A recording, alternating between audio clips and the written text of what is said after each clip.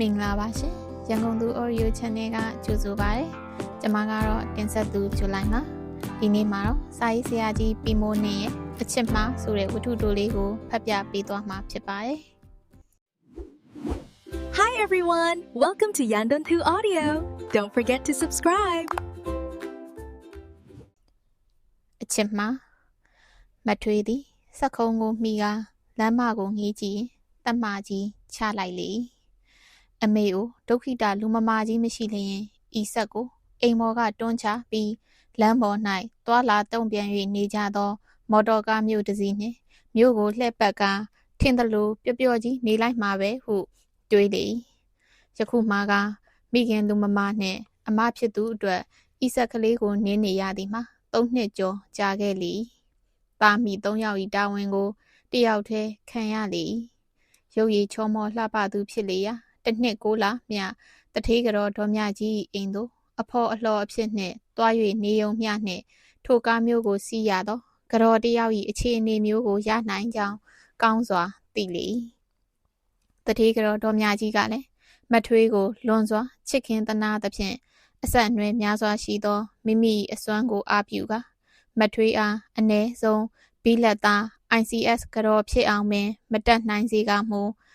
အန်ဂလိုအင်ဒီယန်ရာဇဝတ်တစ်တော်ရှင်မျိုးမိရထားကုန်တိုင်းမန်နေဂျာအမျိုးအစားတယောက်ယောက်နှင့်နေရတကြဖြစ်အောင်ချိမြောက်နိုင်မည်ဟုယုံကြည်လေ၏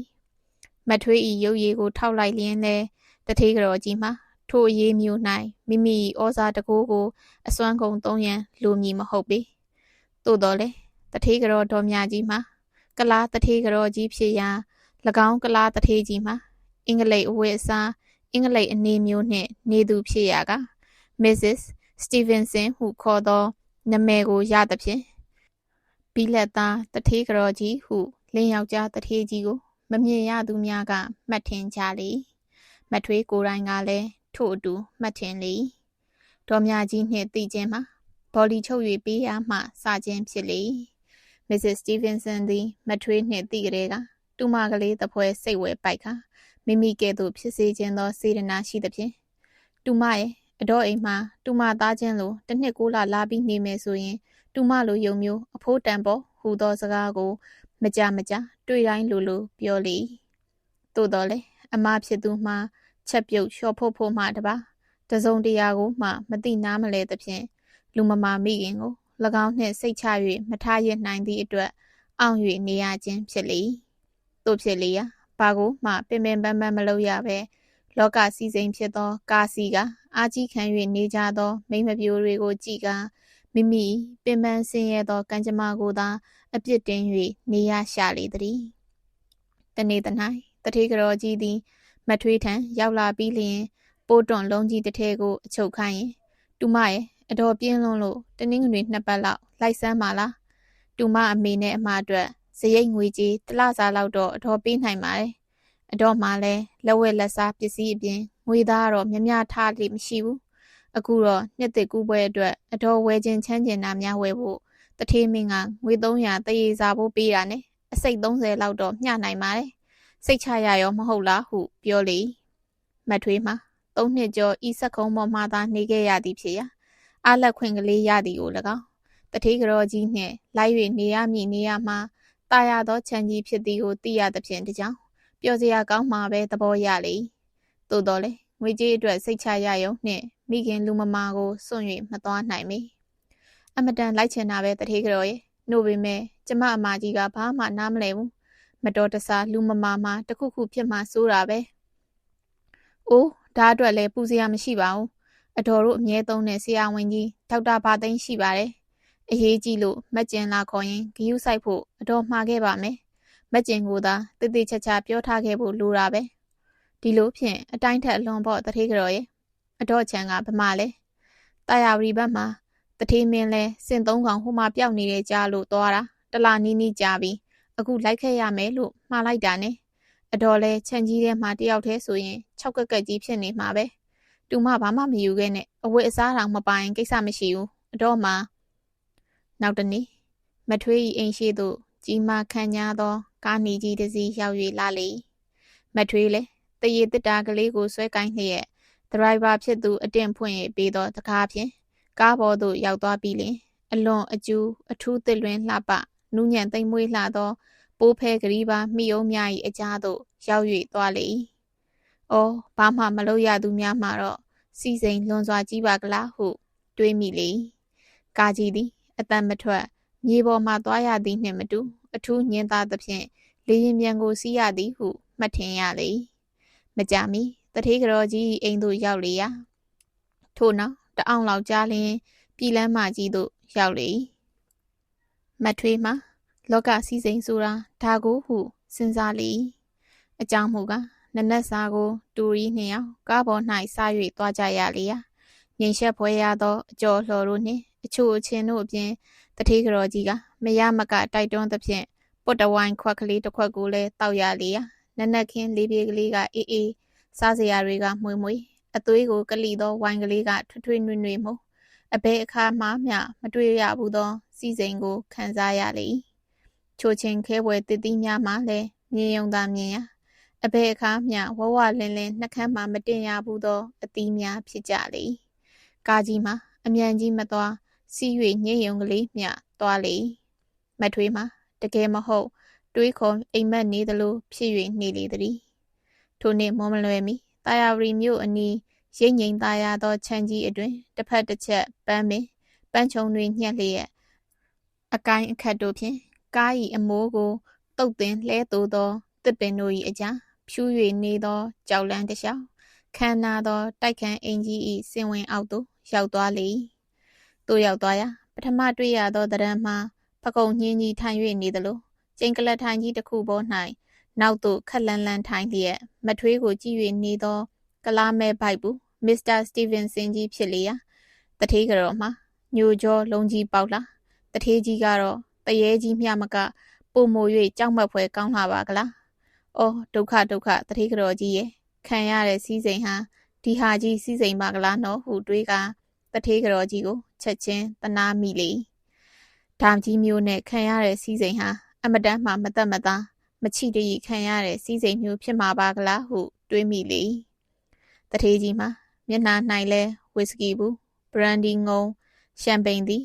ဘာရာညောင်စင်ပန်းမွင့်တွေပေါက်၍နေလေရာဓာတာကီရီခေါင်းဆယ်လုံးနှင့်ရာမမင်းတိုက်စင်ကများ၎င်းတထေးကြီးရာမမင်းဘက်မှပါရလျင်ဓာတာကီရီကအဖေခေါ်တုံလှုပ်ခါအော်၍ပြေးရလောက်အောင်ကြောက်မက်ဖွယ်ကောင်းလာပါကလားတထေးကတော်ကြီးခမများမှာစီစိန်ခန်းဆိုတဲ့စကားအတိုင်းဆိုရင်တိတ်တနာစရာကောင်းမှာပဲဟုတွေးလေကလားတထေးကြီးကတထေးကတော်အားဒါဘသူလဲဟုမေးရာတထေးကတော်ကြီးကအရင်ပြောတာလေဟုပြောလေရာတထေးကြီးကများစွာသဘောကျပုံနှင့်ပြုံးပြီးမထွေးရာပြုံးရှင်းစွာနှုတ်ဆက်၍အိမ်ပေါ်သို့တက်ကြရန်ပြောလေရာအိမ်ပေါ်ကိုတက်ကြရ၌မထွေးကဘာလဲအတော်ရဲ့အတော်ကဘာပြောတာလဲတထေးကတော်ကြီးကပြုံးလျက်အတော်ပြင်းလို့ဆိုတာအလကားပြောတာတူမကယုံသလားဟင်းအတော်ကလည်းပြောပါအတော်ရဲ့ပြင်းလို့မဟုတ်ရင်ဘာလို့ခေါ်တာလဲတူမကိုအတော်တို့ကချစ်လို့တမင်ဟုစကားမဆက်ဖဲနေလေမထွေးမှာအစင်းစားချက်လျက်အိမ်မော်တက်အပြင်ခန်းကြီးမှာရက်ခါပြန်၍စင်းကျင်သလိုလှုပ်၍နေရာတထေးကတော်ကြီးကမထွေး၏လက်ကိုကိုင်းဆွဲပြီးတာနာစွာခင်းချင်းပြင်ဆင်၍ထားသောအခန်းကြီးတစ်ခုထဲသို့မထွေးကိုခေါ်၍သွားပြီးဖြူစင်သောနှစ်ယောက်အိတ်ကတင်ကြီးကိုပြကားဒါတူမတို့ဘို့အသင့်ပြင်ထားတာပဲဟုပြောလေ၏အတော်ဘယ်နဲ့လဲဟင်းမလုပ်ပါနဲ့အတော်ကျမပြန်ပြရစေတော့ဟုငိုတော့မလို့အတန်နှင့်ပြောလေ၏ထိုင်ပါတူမရဲ့မကြောက်ပါနဲ့ဟုပြောရင်းကရင်ပေါ်မှာရှင်၍ထိုင်ပြီးစကားဆက်ခါအခုစီးလာတဲ့ကားဟာတူမတို့ကားပါ1000ပေးရတယ်အလိုအတော်ကလည်းရောက်ချင်းဘဏ္ဍာတွေပြောနေရလဲဒင်းနာတွေပြောတာပေါ့ဟောတာလဲတူမပစ္စည်းတွေပဲဟုပြောကခါးထဲမှာတက်တာကလေးတစ်ခုကိုထုတ်ပြီးဖွင့်၍ပြလေမထွေးမှအံ့ဩလျက်နေလေစိန်ရွှေလက်ဝက်လက်စားများသည်မထွေး၏မျက်နှာကိုတက်၍ဟတ်သလိုဖြစ်ရာမထွေးသည်စိုက်ကြည့်ရမှမျက်နှာကိုမောလျက်ဥကောင်းကိုခါရင်ဟင်းမလုပ်ပါနဲ့တော့ကျမဒါတွေမလိုချင်ဘူးပြန်ပို့ပါတော့ကျမမသိလို့လိုက်လာတာပါဟုညင်းလေထိုခိုင်တကားငယ်တစ်ခုပွင့်ပြီးတာနာခန့်ညာအရက်မြင့်မြင့်အသားဖြူဖြူယောက်ျားပြိုအင်္ဂလိပ်ကပြားတစ်ယောက်ပေါ်၍လာလေ၎င်းသည်မထွေးကိုပြုံးလျက်ကြည့်၍နေလေမထွေးမှာရှက်ကိုရှက်ကန်းဖြစ်ပြီးမျက်နှာလွှဲလျက် ကျမကိုပြန်ပို့ပါပြန်မရစေကျမကိုဒါမျိုးဟင်းမလိုချင်ဘူးဟုပြောလေဒါအတော်တို့မှန်နေကြပါဘင်္ဂလားကရောက်တာမကြသေးဘူးတူမကညင်းရသေးသလားအတော်ကတူမကိုချစ်လွန်းလို့နေရာချဖို့ခေါ်လာတာတူမဖုတ်သွင်းရထားဆိုင်တာမပြန်ရဘူးဟုပြောလေမထွေးသည်ရက်လျက်ပြုံးကကြည့်နေသူကိုလျင်မြန်စွာကြည့်လိုက်ရာနှလုံးသွေးသည်ဒုံပြေးသလိုဖြစ်လေအကြောင်းမူကားချောမောခန်းညာလျက်မိမဟူသည်များ၏ရင်ကိုတုံလှုပ်စေးလောက်သောယုံမျိုးဖြစ်လေစပင်မှာယူရီးယားပန်းခတ်ပမာကွေလိန်လျက်တောက်ပါသောသွားများသည်မထွေး၏နှလုံးကိုချိတ်မိလေသို့တော်လည်းကျမမြမမျိုးသားကလွှဲရင်ဝေလမင်းသားတော်မယူဘူးကျမပြန်မရစေတူမကလည်းကိုချမ်းသာတာမူလာပါလောကမှာဂုံတရေကလူမျိုးထက်အရေးကြီးရပါမြမကအင်္ဂလိပ်ထက်မြတ်သေးလို့လားကျမမြတ်တယ်ပြောတာမဟုတ်ပါဘူးအမျိုးသားချင်းတူတာကိုယူမဲလို့အမြဲစိတ်ကိုပိုင်းပြီးသားပါအတော့လူဟာအင်္ဂလိပ်အစ်စ်နဲ့လည်းမတူပါဘူးကပြားပါမျိုးမစင်ရင်လည်းတာပြီးဆိုတာပဲအင်္ဂလိပ်စစ်စစ်ဖြစ်ရင်လည်းတော်သေးရဲ့အတော့ကိုတော့ကျေးဇူးတင်ပါတယ်နို့ပေမဲ့ဟုပြောပြီး၎င်းလူဘက်သို့တဖန်ကြည့်လိုက်ရာမမြင်ရတော့ပေထိုအခါတထေးကတော်ကြီးအားမိမိကိုပြန်ပို့ရန်ဆက်လက်တောင်းပန်လေတထေးကတော်ကြီးသည်ကအတန်တန်နားချ၍မရသောအခါစိတ်ဆိုးလျက်အခန်းထဲမှလျင်မြန်စွာထွက်ပြီးတကားကိုနောက်ပြန်ပိတ်၍အပြင်မှတော့ခတ်၍သွားလေမထွေးသည်တကားကိုပြေးလာ၍တွန်းလေအတော်တထေးကတော်ကျမကိုလွတ်ပါပြန်မပို့ခြင်းနေပါကျမဘာသာပြန်ပါမယ်လွတ်ပါဟုတောင်းပန်လေတောင်းပန်တော့လဲအပြင်မှဘာသာမျှမကြားရကြထိုအခါဒေါသကြောင့်မျက်ရည်များလဲလျက်တကားကိုဥကောင်းနှင့်တိုးဝေလေမရတော့အခါကရင်ပေါ်သို့ပြန်၍ပြေးပြီးခေါင်းများပေါ်၌မျက်နှာကိုမြုပ်ကာငိုရှိုက်၍နေလေတော့သည်အတန်ငယ်ကြသောအခါပခုံးကိုတစုံတစ်ယောက်လာ၍ကိုင်းသဖြင့်တရောင်နှစ်တွခါသွားအနားကိုမလာနဲ့don't I don't want ဟူသောတုံ့လှုပ်သောအတန်နှင့်ပြောရာကိုင်းသူသည်မထွေး၏ဦးခေါင်းကိုလက်တစ်ဖက်နှင့်ယူပြီးမော်၍ကြည့်အောင်လှည့်လိုက်ရာမထွေး၏မျက်လုံးများသည်မျက်တောင်မခတ်အားပဲနေလေဒေါသသည်လွင့်စင်သောမုန်တိုင်းပမာပြောက်ွယ်ပြီးလင်အတိုင်းမသိตาရသောငြိမ်သက်ခြင်းသည်ညနေချမ်းနေရောင်ကြီးကိုခံယူသည်ပင်လယ်ပြင်ပမာချစ်စပွဲချိုသာသောအစင်းသည်အဘဲအခါကမှမပေါ်ဘူးသောတရန်ကိုဆောင်လျက်ပေါ်လာလေအဘဲအခါမှမကြုံစဘူးသောအချစ်သည်မထွေးရင်ခွင်၌သရေတီ၍လာလေအကြောင်းမူကားမကြောက်ပါနဲ့ကွယ်မင်းစိတ်ကိုစမ်းနာပါ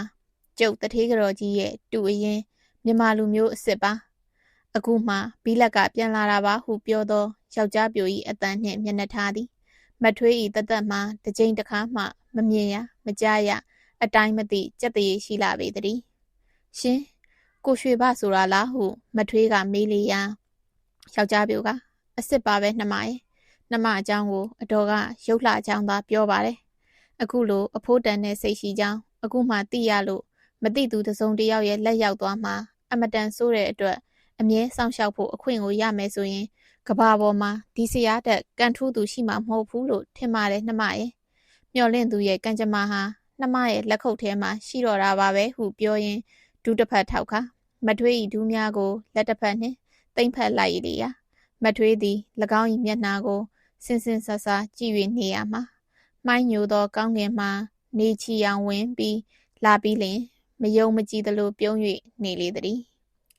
နှမမယုံဘူးလားယုံမှနှမရဲ့တထေးကြီးနဲ့တထေးကတော်တို့မှရှိတဲ့ပစ္စည်းမှန်သမျှ၏အမွေခံဒီတယောက်ပဲရှိပါတယ်လူထက်ပစ္စည်းဟာအဖိုးတန်သေးသလားဟုလေးတန်ကလေးနှင့်ပြန်၍ပြောလိုက်လေပြုံးခနဲ့တကားပွင့်၍လာကတထေးကတော်ကြီးပေါ်လာပြီးလင်မထွေးကိုကြည့်ကပြန်ချင်းပြန်မတားတော့ပါဘူးခုချက်ချင်းပဲသွားအရေးမကြီးဘူးဟုစိတ်ဆိုးဟန်နှင့်ပြောလေဟုတ်လားပြန်ချင်းသေးသလားဟုယောက်ျားပြိုကမေးလေဒီလောက်တောင်နှင်းပြန်မမယ်ဟုပြောကမထွေးသည်အခန်းထဲမှထွက်လေရာတထေးကတော်ကြီးကဘာရွှေနင်းဟာနင်းမဲပို့လိုက်ဟုပြောလေမကြမီဘာရွှေနှင့်မထွေးသည်ကားနီကြီးနှင့်ရန်ကုန်ဘက်သို့ပြန်၍လာလေရာနေ့လေစာကိုလမ်းမှာပင်စားကြရ၌နှစ်ယောက်စလုံးပုတ်တော်ဝိုင်းတွေကိုအများကြီးတောက်မိသောကြောင့်လမ်းမှာက